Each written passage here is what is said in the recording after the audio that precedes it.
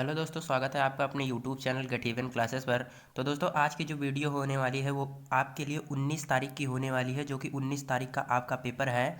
वो भी किसका? केमिस्ट्री का, अप्लाइड केमिस्ट्री का जो पेपर है उसका जो है यहाँ पर आपको बहुत ही सटीक क्वेश्चन मिलने वाले हैं, जो कि परीक्षा में आपको ये क्वेश्चन मैच कराएंगे।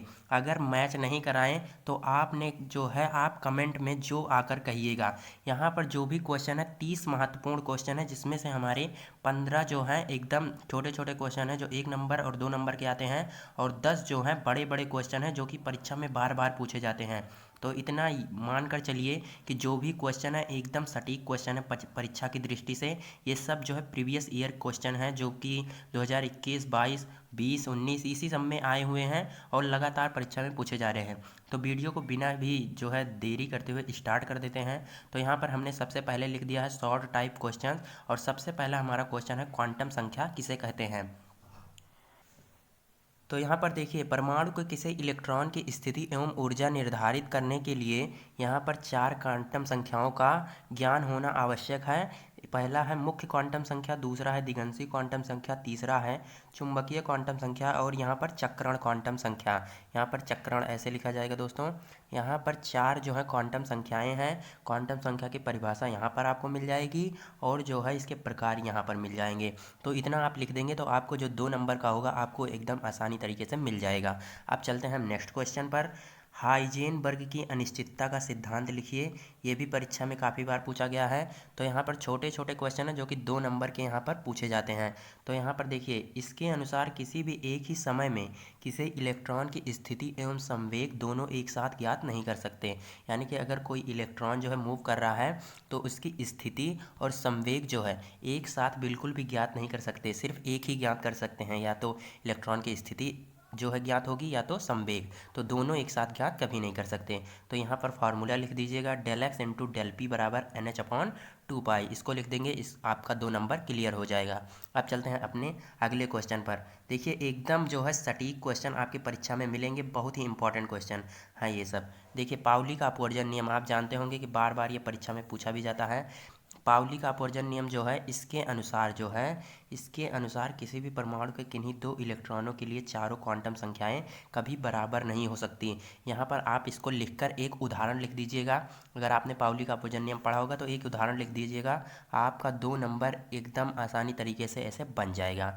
अब चलते हैं अपने चौथे नंबर क्वेश्चन पर। हुंड का नियम लिखिए। देखिए, जितने भी क्वेश्चन हैं सबके हमने यहाँ पर आंसर लिख दिए हैं, जो शॉर्ट वाले क्वेश्चन हैं, और लॉन्ग वाला आप देख लीजिएगा। शॉर्ट वाले आपको 2 नंबर दिलाने के लिए हमने यहाँ पर लिख दिए हैं। हुंड का नियम लिखिए।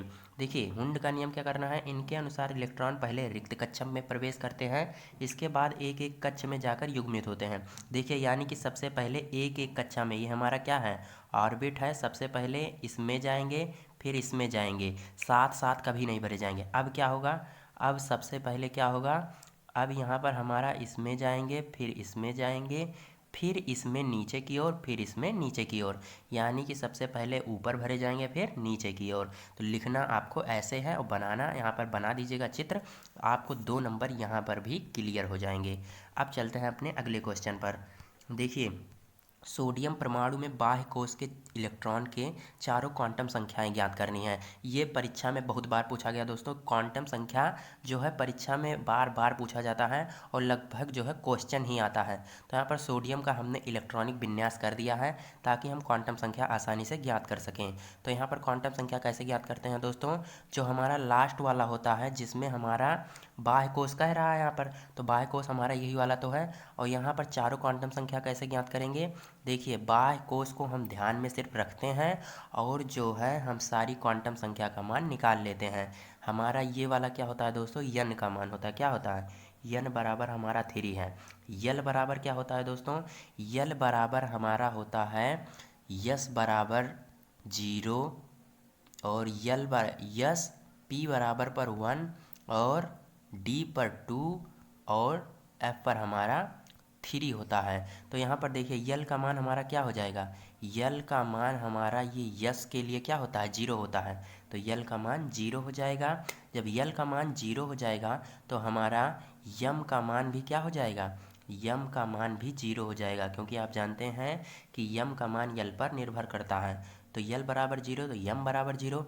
अब बात करें हम यस, हमारा आखिरी वाला क्या है, यन यल यम यस, यानी कि स्पिन क्वांटम नंबर यानी कि चक्रण क्वांटम संख्या। तो यस को हम कैसे ज्ञात कर सकते हैं, इसको भी इसी में देखते हैं। अगर इसमें एक इलेक्ट्रॉन है, यस में हमारा कितने ऑर्बिट होते हैं, 2 ऑर्बिट होते हैं, तो यहाँ पर 2 हो गए।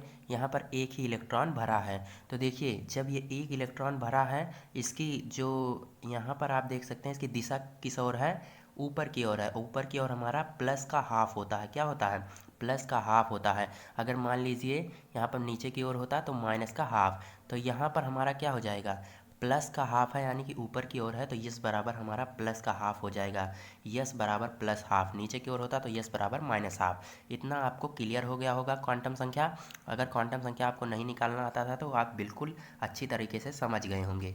तो यहाँ पर V S C P R, देखिए सबसे इम्पोर्टेंट क्वेश्चन, बार बार परीक्षा में पूछा जाने वाला question, V S C P R theory को समझाइए। इससे अच्छा आपको लिखा कहीं नहीं मिलेगा दोस्तों।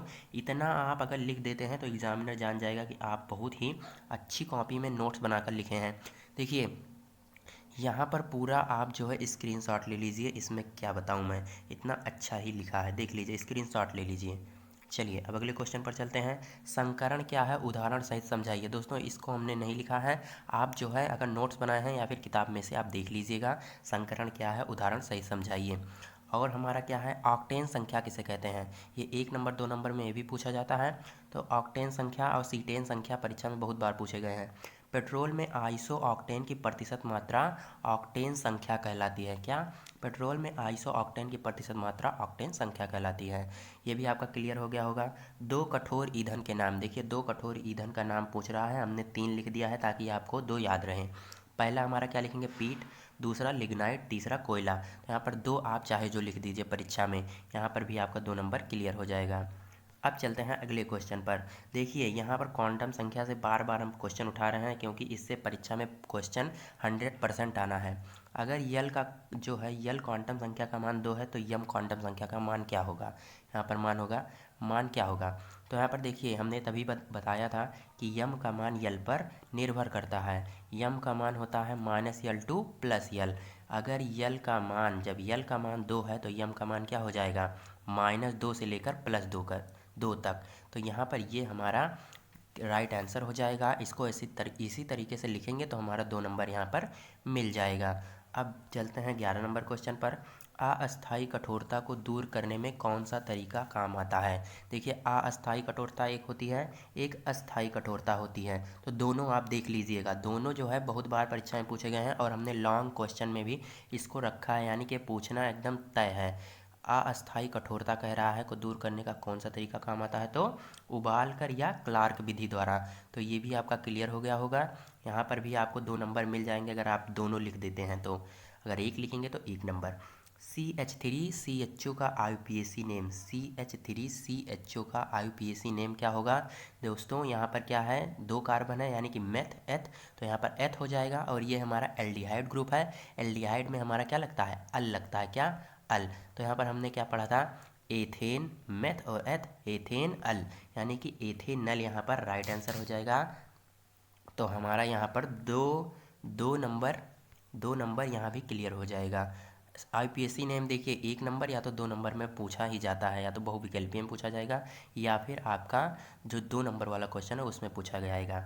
देखिए ये परीक्षा में जो है, बोर्ड परीक्षा में 10th 12th ये भी बहुत बार पूछा गया है, 10th 12th और जो है पॉलिटेक्निक एंट्रेंस एग्ज़ाम, और जो है हमारा पॉलिटेक्निक डिप्लोमा यानी कि फर्स्ट सेमेस्टर में ये बहुत बार पूछा गया है। संक्रमण तत्वों के 4 लक्षण, देखिए 4 लक्षण ही पूछा है और हमने कितने लिख दिए हैं, 1 2 3 4 5 6, 6 लिख दिए हैं ताकि आपको 4 याद हो जाए आसानी से। और काफ़ी इजी वे में हमने लिखे हैं, देखिए कितना आसान भाषा में हमने लिख दिया है।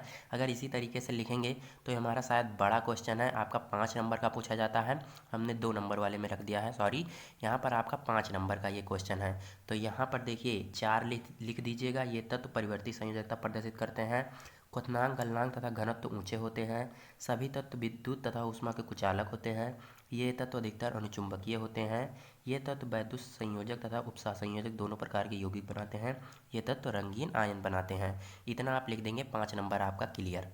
अब चलते हैं नेक्स्ट क्वेश्चन पर। देखिए, मानक इलेक्ट्रोड विभव किसे कहते हैं? इलेक्ट्रोड विभव तथा विद्युत वाहक बल में संबंध।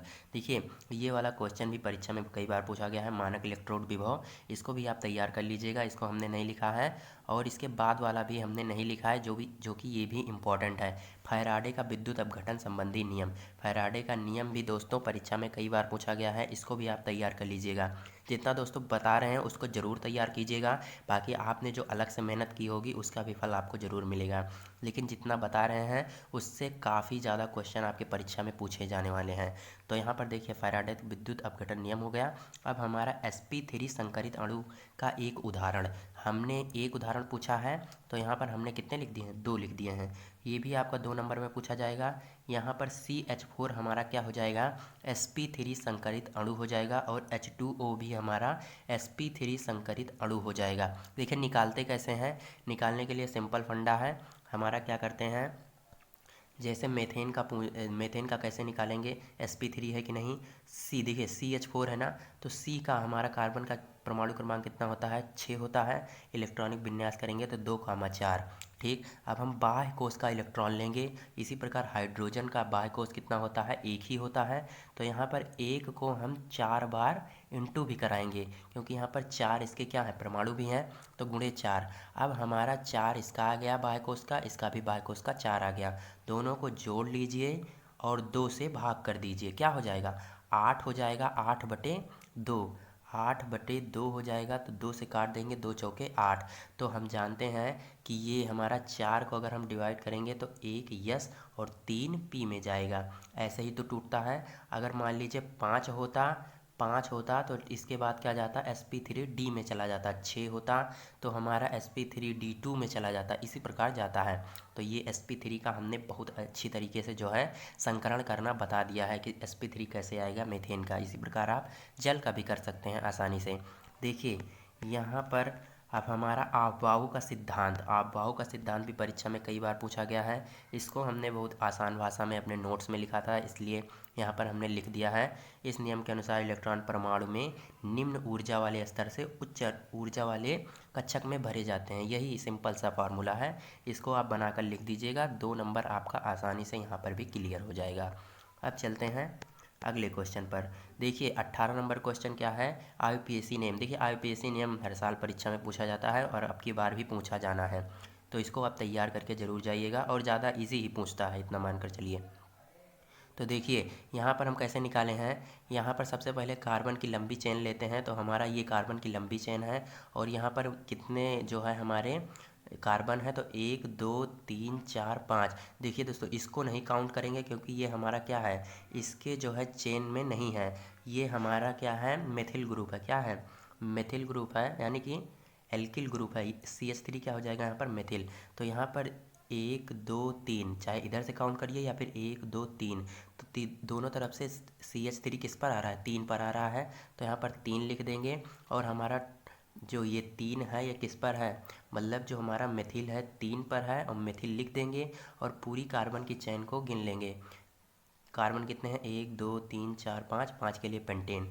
यहाँ पर आसानी से लिख दीजिए और 2 नंबर आसानी से ले जाइए। अब चलते हैं अगले क्वेश्चन पर। समस्थानिक तथा संभारिक, इसको तो आप 10th से पढ़ते आए हैं और काफ़ी इजी है। आसानी से ऐसे लिख दीजिएगा जैसे हमने लिखा है। अगर आपको नहीं पता तो स्क्रीनशॉट ले लीजिए, क्वेश्चन के साथ लीजिए, स्क्रीनशॉट ले लीजिए इसका। हाँ, अब चलते हैं अगले क्वेश्चन पर। फ्लोरीन का इलेक्ट्रॉनिक विन्यास। देखिए, इतना इजी क्वेश्चन आया है, वो भी 2 नंबर का। फ्लोरीन का इलेक्ट्रॉनिक विन्यास आप ऐसे ही कर देंगे, आपका 2 नंबर क्लियर।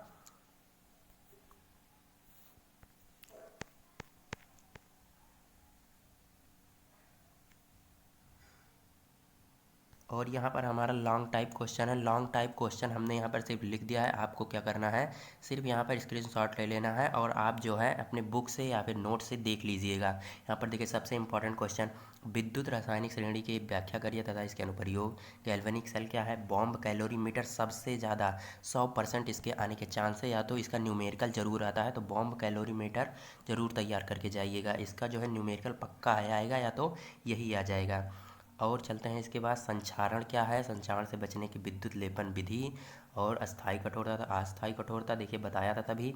इसको भी आप याद कर लीजिएगा। संघनन तथा योगात्मक बहुलकों में अंतर स्पष्ट कीजिए।